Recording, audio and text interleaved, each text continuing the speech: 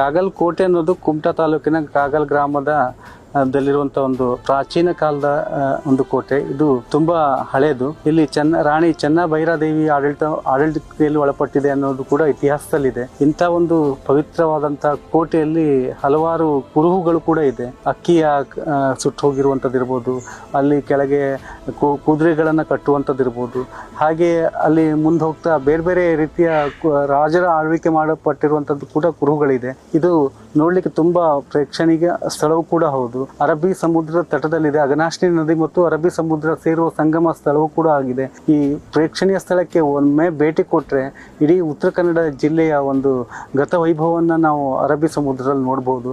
ಹಾಗೆ ಇದ್ರ ಕೆಳಗಡೆ ಒಂದು ಗುಹೆ ಕೂಡ ಇದೆ. ಇದು ಅಗಸ್ತ್ಯ ಮುನಿಗಳು ಕೂಡ ವಾಸಿಸಿದ್ರು.